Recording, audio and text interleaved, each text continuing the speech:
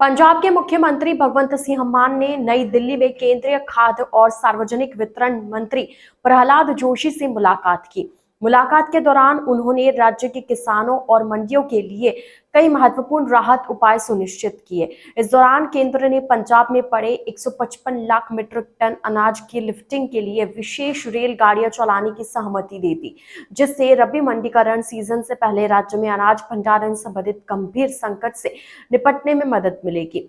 इस हस्तक्षेप के साथ साथ मुख्यमंत्री भगवंत सिंह मान के पंजाब पर बोझ बने संरचनात्मक मुद्दों के समाधान पर जोर दिया, जिसमें उच्च नकद ऋण ब्याज दरें, ग्रामीण विकास फंड के लंबित 9,000 करोड़ रुपए, ओलावृष्टि से प्रभावित फसलों के लिए मुआवजा और आढ़तियों की लंबे समय से लंबित मांगे शामिल हैं।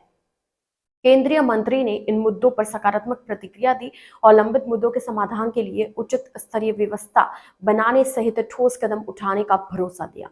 अनाज की धीमी उठाई का मुद्दा उठाते हुए मुख्यमंत्री भगवंत सिंह मान ने कहा कि हमारी सरकार लगातार गेहूं और चावल की राज्य से उठाई की मांग करती रही है, ताकि चावल की खरीद और स्टोरेज के लिए जरूरी भंडारण क्षमता बनाई जा सके।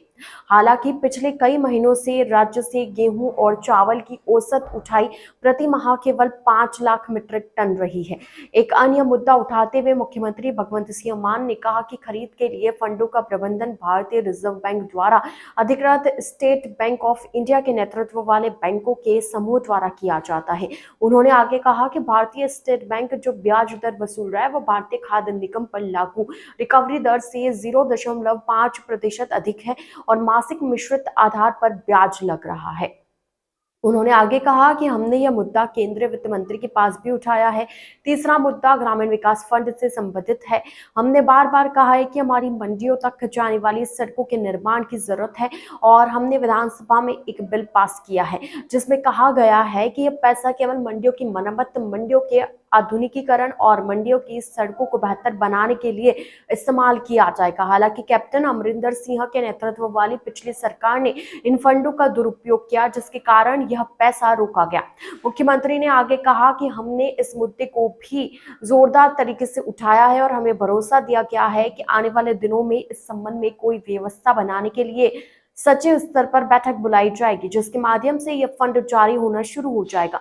उन्होंने आगे कहा कि उस समय से हर साल धान और गेहूं दोनों के लिए एक समान निर्धारित कमीशन जारी रखा गया है, जिसके कारण आढ़ती असंतुष्ट है और राज्य सरकार आढ़तियों का कमीशन बढ़ाने के लिए केंद्र सरकार को लगातार लिख रही है। मुख्यमंत्री ने कहा कि राज्य की एजेंसियां आढ़तियों से अंडरटेकिंग या हल्फिया बयान प्राप्त करने के बाद उन्हें भुगतान कर रही है, जिसमें कहा गया है कि यदि ईपीएफ अधिकारियों द्वारा कोई देनदारी निर्धारित की जाती है तो आढ़ती इसे पूरा करेंगे। उन्होंने जोर देकर कहा कि इसलिए ईपीएफ के हिसाब से लेबर चार्ज का 30% अपने पास रखना किसी भी तरह उचित नहीं है।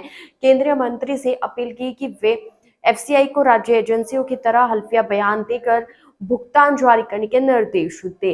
राष्ट्रीय खाद्य खरीद प्रणाली में पंजाब की प्रमुख भूमिका को दोहराते हुए मुख्यमंत्री भगवंत सिंह मान ने आगे कहा कि निर्बाध खरीद सुनिश्चित करने, किसानों के हितों की रक्षा करने और राज्य पर अतिरिक्त वित्तीय दबाव बढ़ने से रोकने के लिए केंद्र द्वारा इन मुद्दों पर समय पर हस्तक्षेप करने की जरूरत है।